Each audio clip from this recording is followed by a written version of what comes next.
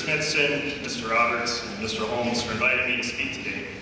The last time I was in this gym, other than just passing through, I was graduating. So it's very special to me to be on this side of the bleachers talking with a great bunch of flippers. Before I address the student body, I'd like to recognize a group of veterans that maybe never get recognized. When I got back from Iraq, there was a huge parade. The gym at First State University was packed with people welcoming us back. When I returned from Afghanistan, it was the same thing. Everyone was happy we were home and proud of the job we had done. Vietnam veterans did not experience this homecoming. For them, they were spit on, jeered, and treated as a lower class of citizen simply for wearing the uniform. There were no reintegration programs helping them blend back into society, and coming back from combat to normal life is hard. Hearts and feelings are hardened and put away in order to deal with the horrors of war. It's not always easy to learn how to love your family again. Going back to a normal job isn't easy. Vietnam veterans had to do it on their own. No one wanted to help them, and this was wrong, but it happened. So the best thing we can do is make sure it never happens again.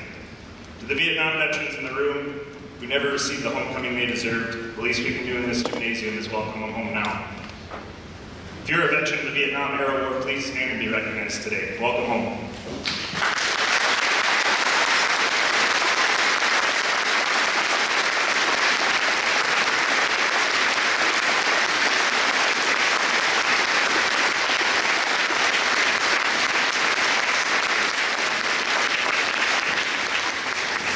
We see them all the time. A veteran wearing a shirt or a hat that says Vietnam Vet. I challenge every young person in this room to walk up to them and thank them for their service. Not just today, but every day. Be courageous enough to do that.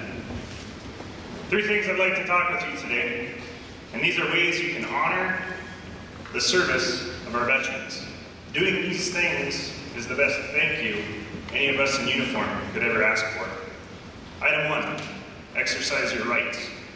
Being an American is pretty special. We have rights that others do not.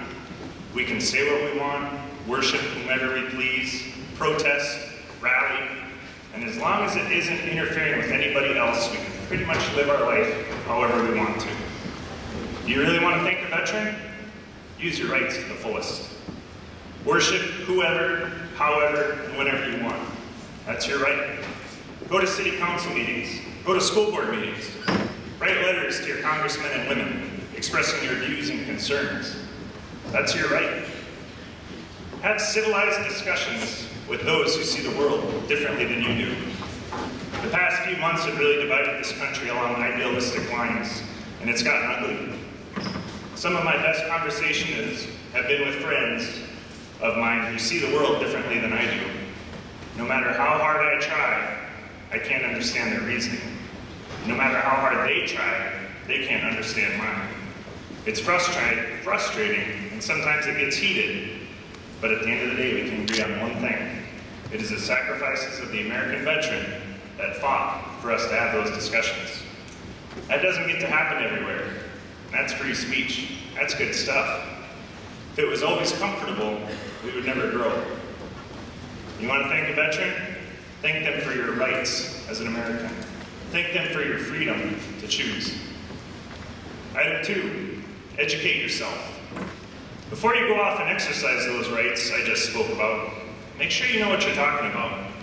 Don't rely on Facebook, Instagram, or Snapchat for all your information. A lot of information on social media can be true, but it always has a spin. And that's why we have mainstream media. That was a joke.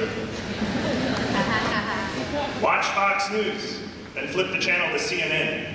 Listen to a rant by Ted Nugent, then listen to Pierce Morgan. Google it. Get all the spin from all the different sources, then do something that a lot of people are afraid to do. Make up your own mind. Make a decision. Make a choice. But make it an educated choice, and then stand by it. Have educated discussions with others, not just friends who agree with you.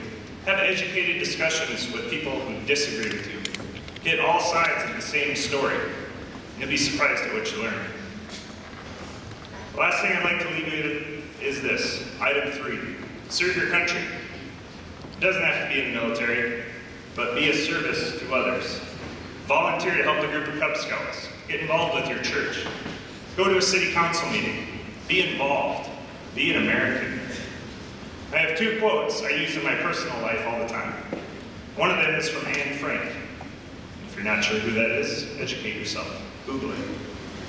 She said, "No one ever became poor by giving."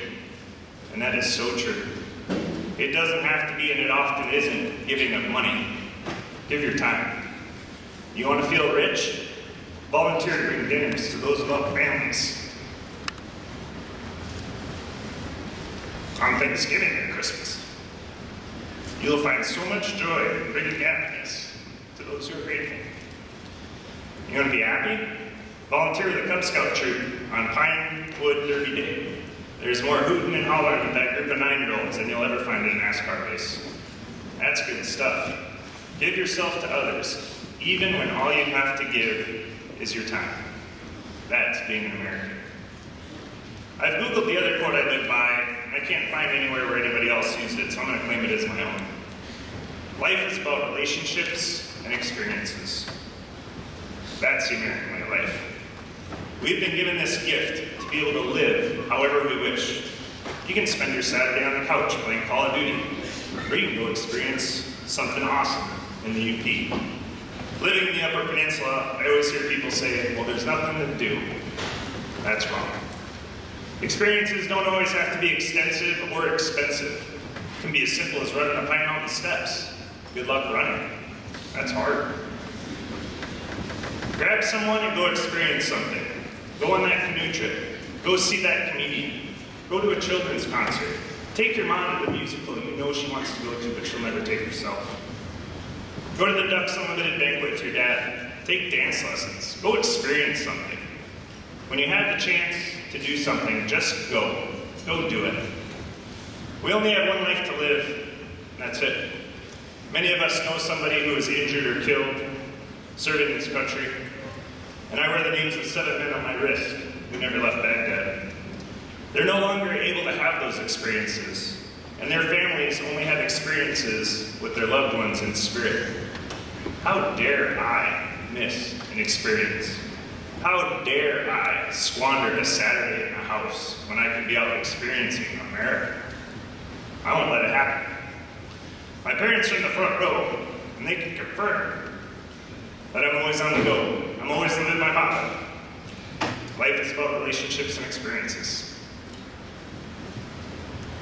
My dad spent 23 years in uniform. This shouldn't be hard. Retiring as a Command Master Chief, the highest rank obtainable by an enlisted man in the United States Navy. My mom was right beside him the whole way.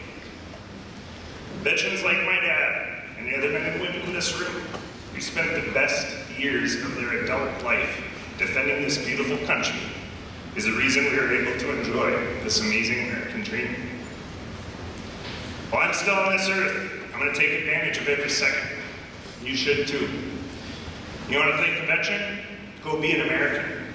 Use your freedoms to the best of your ability. Have those hard talks with friends and people. Educate yourself on the issues. Know the facts. Hear both sides of the story.